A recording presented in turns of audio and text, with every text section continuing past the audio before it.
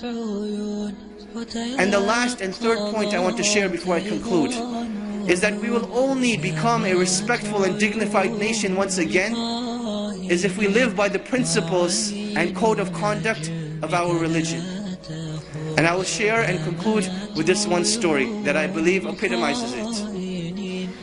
During the time of Umar ibn Khattab radiallahu anhu, there were two men who brought in a young boy dragging into the courthouse. So Umar ibn Khattab radiallahu anhu, he asks him, what is this? What is going on? Why are you dragging him into the courthouse? They say, this boy, he killed our father. Umar ibn Khattab, he asks him, did you really kill their father? The boy says, yes, I did kill their father, but it was by accident. My camel, it used to tread on their property. So one day, their father took a rock and hit the camel in the eye. And I saw the camel suffering, and it made me furious and aggravated. So I took a rock and I threw it at the father. It hit him in the head and he died.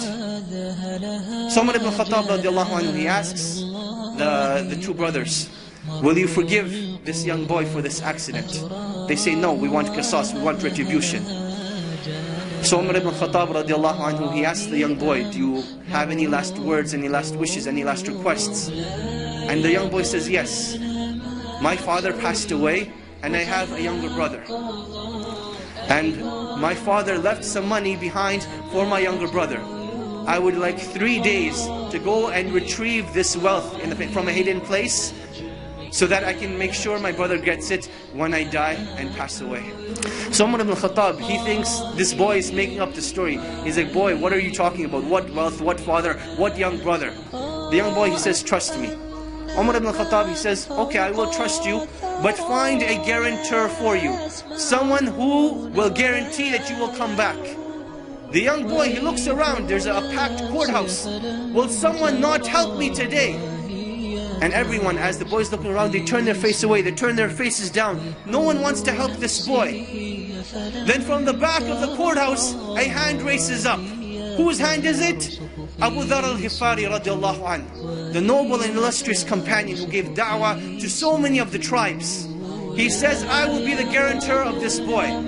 Now understand what it means to be the guarantor. Meaning that if this boy does not come back, it is the head of Abu Dhar al-Ghifari radiallahu anhu that will be chopped off, that he will be killed. Abu Dhar al-Ghifari, he says, I will be the guarantor. So the boy goes away. The first day goes by, the boy is nowhere to be seen. The second day goes by, the boy is still nowhere to be seen. Asr time comes on the third day. The two brothers go to Abu Dhar al-Ghifari radiallahu anhu, and they say, come with us to the courthouse. It is time.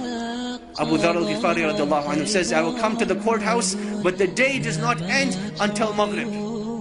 So now Abu Dhar al-Ghifari is walking through Medina with these two brothers. They're going to the courthouse.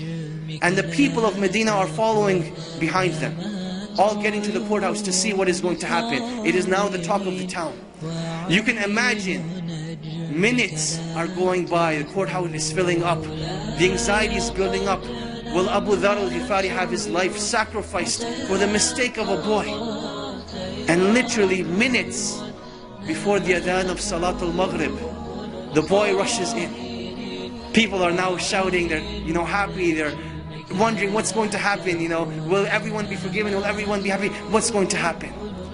So the boy comes in, the adhan for Maghrib hasn't gone. Umar ibn Khattab radiallahu anhu, he asks the boy, oh boy, why did you come back?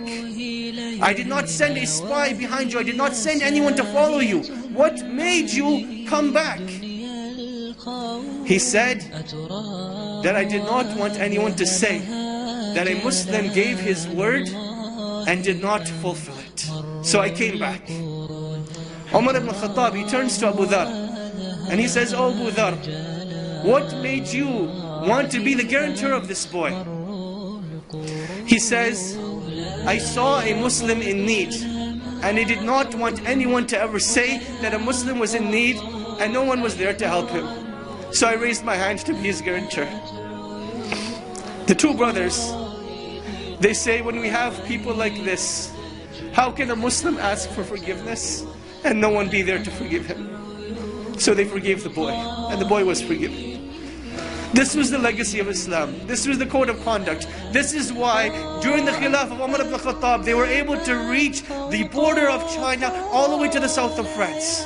Because they had strong relationships with Allah. They did things with ihsan, and they lived with the code of conduct of Islam. And this is when Allah subhanahu wa ta'ala will restore the izzah of this nation and will make us once again proud of the great legacies that have been left behind, in hopes that one day we will be called a great legacy. My dear brothers and sisters, it is a time where we need to stand up and begin with changing ourselves and becoming proud of who we are as Muslims. Believers in Allah, worshippers of Allah, followers of the Messenger of Allah sallallahu alaihi wasallam, reciters of the Quran, people who pray 5 times a day, and they do it with honor, dignity and respect. I pray that Allah purifies our hearts and cleanses them and fills them with